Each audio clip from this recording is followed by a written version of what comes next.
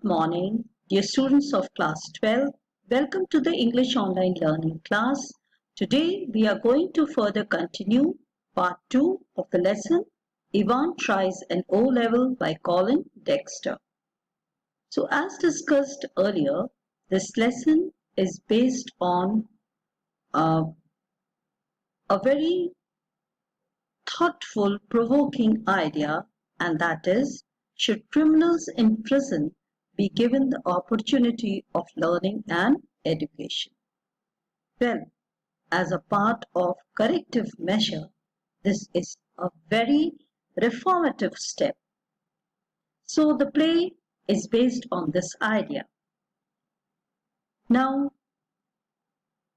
the portion that we did in the previous class, let us have a quick recap. The Secretary of the Examination Board has got a call from the Oxford prison, and this call is regarding permission for allowing a prisoner who is housed in Oxford prison to appear for German O-Level exam. Governor and Secretary of the Examination Board, they are discussing this matter on a telephonic conversation. Now, before granting permission, Secretary asks for certain information about the prisoner. Now, he is told by the governor that the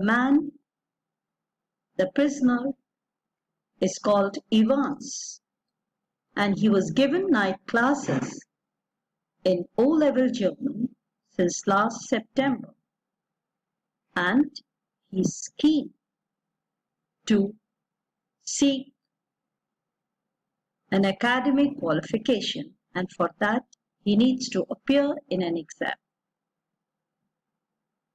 And individual tuition is being given to him in the prison, which otherwise outside would have been very expensive.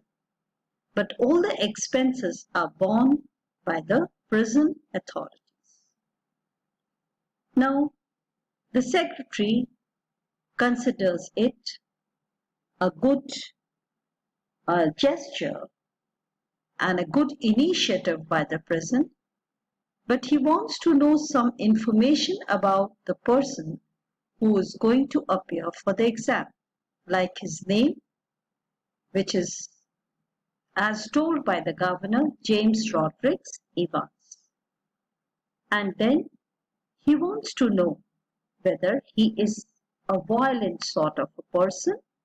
Now here we find the governor gives certain information but hides one information because he thinks that it might go against him, and he would handle that part himself. His secretary is told that Ivan suffers from a congenital kleptomaniac disease. He's a kleptomaniac suffering from a disease of impulsive stealing. Otherwise, he's a very pleasant sort of a chap, not harmful, and he has a talent of imitation, and he's the star at the Christmas concerts. Finally, it is decided that forms, other documents are going to be sent by the authorities to the prison, and the invigilator would be one of the parsons from St. Mary's Monks. So the modalities of conducting the exam are being worked out, and permission is accorded to the prison that exam would be conducted by the Secretary of Board Examination, the German O-Level, in the prison for Evans. Now, let us continue further. Evans the Brave as prison officers called him.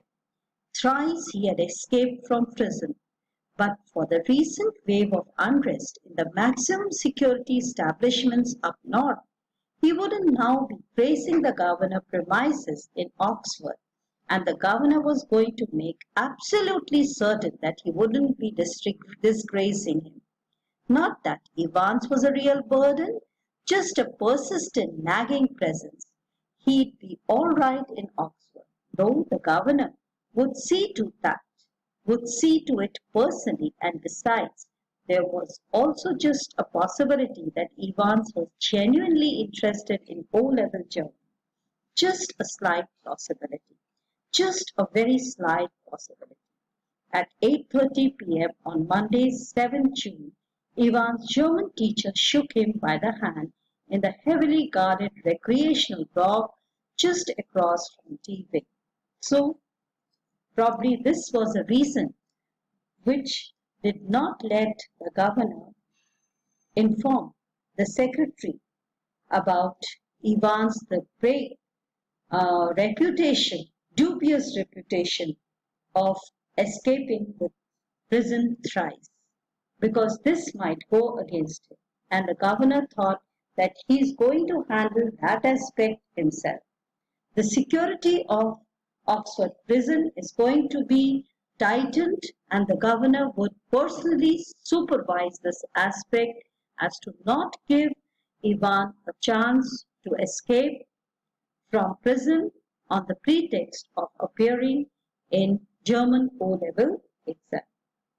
So there could be a possibility he might use this as a means to escape, but a very slight, because the governor is going to leave no chances here.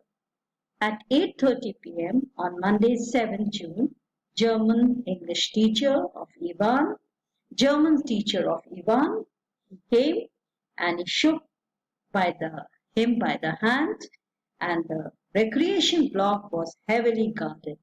It was just across T-Wing. Guten luck, Herr Evans. Pardon? I said good luck. Good luck for tomorrow. Oh, thanks, sir. I mean, Dankeschön. You haven't a cat in the hell's chance of getting through, of course, but I may surprise everybody, said Evans. Now just see. There are double-meaning dialogues that are being exchanged. German teacher is wishing Evans good luck, and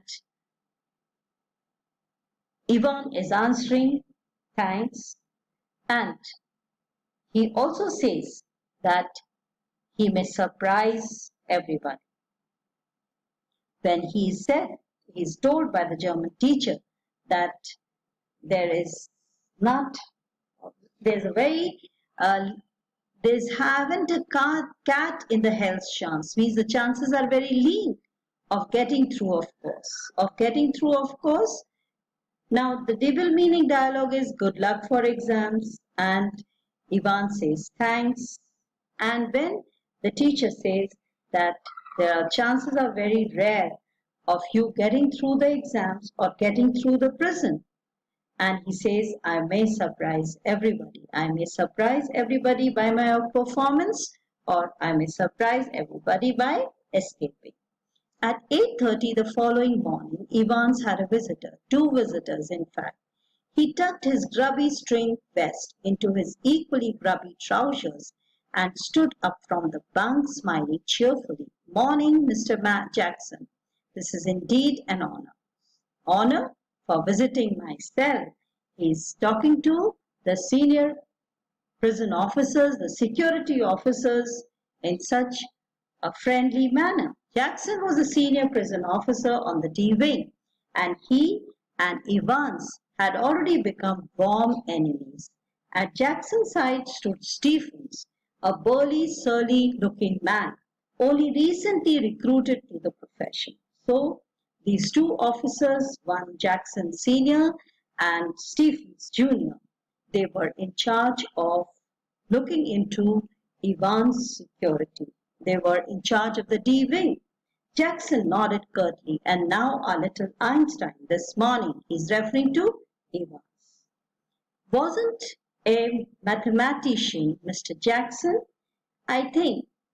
Was it you, Mr. Jackson? Ivan's face was unshaven, and he wore a filthy-looking red and white bobble hat upon his head. Give me a chance, Mr. Jackson. I was going to shave when you burst in, so you should give me some chance to get ready. I was just going to shave when you entered. We'll stop here and we'll continue with the remaining in the next.